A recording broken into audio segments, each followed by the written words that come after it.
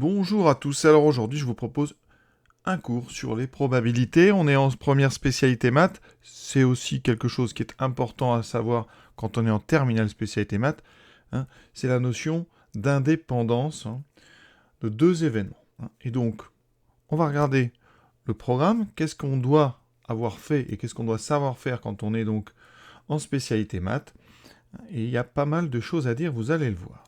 Ici, un extrait donc du programme officiel 2020-2021, programme donc de première spécialité maths, et on est sur le thème des probabilités conditionnelles et l'indépendance. Vous voyez d'ailleurs, indépendance, c'est dans le titre.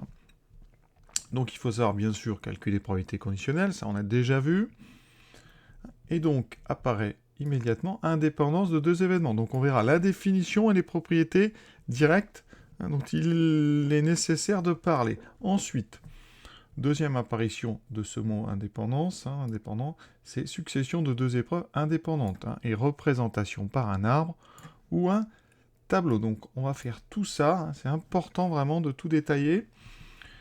Ensuite, dans les capacités, donc ce qu'il faut vraiment savoir faire, évidemment toujours en proba, c'est construire un arbre ou un tableau, calculer les probabilités conditionnelles, bon ça on sait déjà faire normalement, et ensuite, parler donc de ce qu'on appelle les répétitions de deux épreuves indépendantes par un arbre ou un tableau. Donc ça, c'est le programme de première. Et après, on améliore tout ça en terminale. Mais là, on va se borner sur le programme, on va se borner au programme de première. Donc on va rester sur deux épreuves indépendantes. Vous allez voir qu'en terminale, on fera 2, 3, 4, etc. pour entrer dans un chapitre qui traite de ce qu'on appelle la loi binomiale et les schémas de Bernoulli. Et ce que je vous propose donc aujourd'hui, c'est d'abord de voir la définition avec l'intersection, et ensuite une propriété qui va nous parler des probas conditionnels. Donc on est parti avec ces deux premiers points. Pour le reste, on verra ça dans d'autres vidéos. La définition. Alors deux événements A et B sont dits indépendants lorsque la probabilité de l'intersection, c'est le produit des probabilités. C'est-à-dire P de A inter B, c'est égal à P de A fois P de B. Alors là, il faut faire très attention, parce que pour calculer la probabilité d'une intersection, ce n'est pas si simple la plupart du temps. Et donc là, on va mettre le doigt sur quelque chose d'intéressant, c'est justement la notion d'indépendance. Alors un petit exemple tout de suite pour clarifier cette définition. Je prends un dé, donc, et je vais lancer ce dé. Donc on lance un dé à 6 faces, et on relève la face qui est apparue. Donc on a 6 éventualités, 6 issues, 1, 2, 3, 4, 5 ou 6. Et on va s'intéresser à deux événements. Alors A par exemple, l'événement, le nombre est pair. Le nombre qui est apparu est un nombre pair. D'accord? Donc l'ensemble A est constitué de 3 éventualités, 2, 4 et 6. D'accord? La probabilité de A, on a équiprobabilité de toutes les faces, de toutes nos 6 issues, c'est donc P de A, 3 sur 6, on a donc 1,5 comme probabilité. Deuxième événement. B, donc le nombre est supérieur ou égal à 3. Donc supérieur ou égal à 3. Conclusion, on a 3, 4, 5 ou 6. Et on va regarder P de B. P de B, 4 issues sur 6, donc 4 sur 6, on simplifie, ça fait 2 sur 3. Et maintenant, on va regarder l'intersection. A inter B. A inter B, c'est donc le nombre est pair, et en même temps supérieur ou égal à 3. Donc des nombres pairs supérieurs ou égal à 3, on en a 2, on a 4 et 6. D'accord? Donc, probabilité de A inter B, c'est donc 2 sur 6, c'est-à-dire 1 tiers. On regarde maintenant P de A fois P de B. Ça fait donc 1,5 fois 2 tiers. Les deux se simplifient, il me reste 1 tiers. Et on trouve P de A inter B. Autrement dit, P de A inter B, ici est égal à P de A fois P de B. Donc A et B sont indépendants avec cette définition.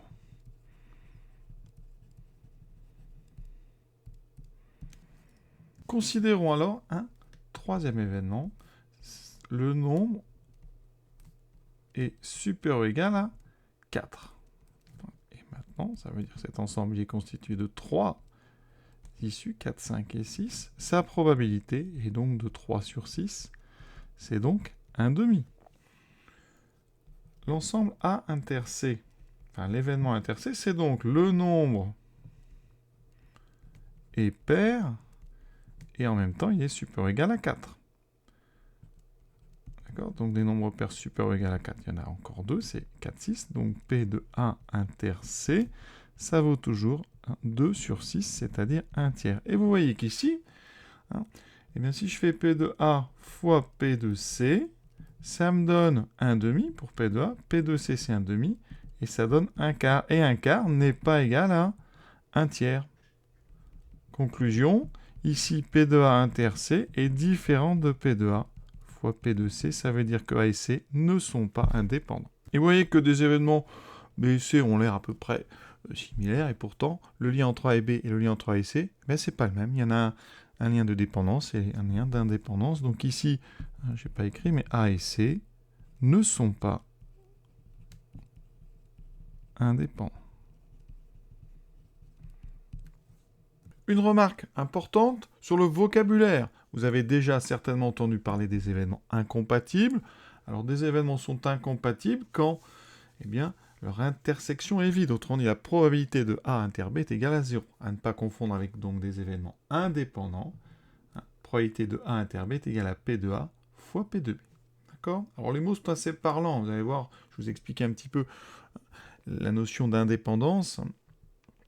Donner un petit peu du sens à cette notion, parce que pour l'instant, on a juste fait une formule. Pour le mot incompatible, je crois qu'il est assez parlant. Des événements incompatibles, c'est donc des événements qui ne vont pas ensemble et donc qui ont une intersection vide. Je pense que c'est clair comme ça. Alors, une petite remarque avant de passer à la propriété. Ici, on ne dit rien sur P de A et P de B. Pourrait très bien être nul dans cette définition. Imaginons. Si P de A est égal à 0, alors ça veut dire que A ne sera jamais. Donc A, c'est donc l'événement impossible. D'accord? Donc ça correspond donc à l'ensemble vide. Et dans ce cas-là, quel que soit l'ensemble B, A inter B est donc forcément égal à l'ensemble vide.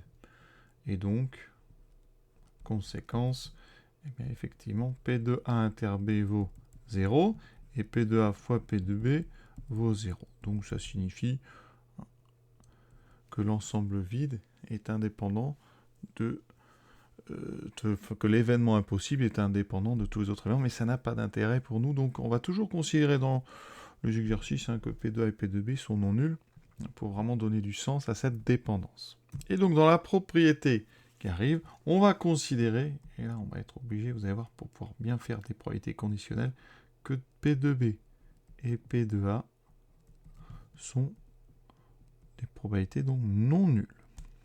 Alors je vais vous rappeler la formule. Probabilité de B sachant A, c'est la probabilité de A inter B. Donc vous voyez qu'on revient sur cette probabilité de A inter B divisée par P de A. Alors maintenant, si A et B sont indépendants, donc A et B indépendants, avec P de A et P de A non nuls, ça équivaut donc à P de A inter B, qui est égal à P de A fois P de B. D'accord? Ça équivaut donc à P de B sachant A, qui est égal à, vous voyez en haut P de A inter B, je vais pouvoir le remplacer par P de A fois P de B, divisé par P de A qui est non nul. On simplifie par P de A, il vous reste P de B. Donc quand A et B sont indépendants, eh bien ça équivaut à dire que P de B sachant A est égal à P de B. On peut faire de même avec P de A sachant B, qui est en fait la probabilité de B inter A divisé par P de B, mais vous savez, vous devez savoir que P de B inter A, c'est P de A inter B. Et donc ici, eh bien, j'aurais pu passer par P de A sachant B, qui serait donc égal à P de A fois P de B, puisque A et B sont indépendants ici, divisé par P de B. Les P de B se simplifient, il me reste P de A, et vous voyez que je retrouve ici la propriété. Donc P de A inter B est égal à P de A fois P de B, c'est équivalent à avoir P de B sachant A égale P de B, mais c'est aussi équivalent à avoir P de A sachant B égale P de A. Alors qu'est-ce que ça veut dire tout ça? Et maintenant on va revenir à notre exemple. je vous ai dit, hein, A et B sont indépendants. On va regarder ce que ça nous donne avec ces histoires de probabilité conditionnelle. Et moi, je vais m'intéresser, donc, je m'intéresse à la réalisation de l'événement B. Donc, on s'intéresse à B. Autrement dit, voilà, je dois, par exemple, essayer de miser, voilà, est-ce que j'ai des grandes chances d'avoir un nombre supérieur ou égal à 3 ou pas? On sait que P de B, on l'a déjà calculé, c'est 2 tiers. D'accord? Voilà. Et maintenant, on a une info supplémentaire. Info supplémentaire, vous arrivez par un moyen quelconque à savoir que le nombre est pair. Information supplémentaire. Le nombre est pair. La question, c'est est-ce que ça va changer votre vision des choses ou est-ce que ça ne change rien? Autrement dit, est-ce que la réalisation de B a changé au vu de cette information? Et donc, ici, on va regarder. On va regarder donc la probabilité de B sachant A. Ici, dans l'absolu, on avait donc nombre supérieur ou égal à 3, on avait 3, 4, 5 ou 6. On avait 4 possibilités sur 6. D'accord? C'est-à-dire 2 sur 3. 2 issues sur 3 nous menaient à la réalisation de B. Maintenant que je sais que le nombre est pair, eh bien, je vais m'intéresser à quoi? Je ne travaille plus dans 1, 2, 3, 4, 5, 6. Maintenant, je sais que le nombre est pair, donc mon ensemble est réduit. Je ne travaille que sur 2, 4 et 6. D'accord? Et donc, la probabilité que B se réalise maintenant, dans cet univers 2, 4, 6, eh bien, il y a encore 2 nombres sur 3. Et donc, les proportions n'ont pas changé. Tout à l'heure, c'était 4 nombres sur 6 qui menaient à B. Maintenant, avec cette information, c'est 2 nombres sur 3. Et donc, vous voyez que ça n'a pas changé. En fait, la connaissance de A n'a pas changé en fait les proportions dans notre expérience. Et donc, la probabilité conditionnelle de B sachant A, eh bien, elle a la même probabilité que P de B. Donc, l'information supplémentaire n'a servi à rien. Elle ne vous donne pas plus d'informations sur la réalisation de B. Et donc, ça, c'est ce qu'on appelle de l'indépendance. La connaissance de la réalisation de A ne va pas influer sur la réalisation de B. Les événements A et B sont dits indépendants. Regardons cette indépendance d'un autre point de vue. On s'intéresse maintenant à A. Donc, A, c'est donc le nombre est pair. Voilà. Je veux savoir, je veux quantifier la chance que j'ai que le nombre choisi soit pair. Donc, on a dit, probabilité d'un événement pair, c'est donc 1 sur 2. En fait, c'est 3 sur 6, d'accord? Il y a 3 nombres pairs sur 6 en proportion. Maintenant, information supplémentaire. J'arrive à obtenir une info et je sais que le nombre est supérieur ou égal à 3. Dans ces cas-là, je ne vais, dans ma tête, plus considérer que les faces 3, 4, 5 et 6. Je sais, par mon information, que je suis dans 3, 4, 5 et 6. Et moi, je veux la réalisation d'un nombre pair. Je regarde des nombres pairs parmi 3, 4, 5 et 6. Eh bien, j'en ai 2 sur 4.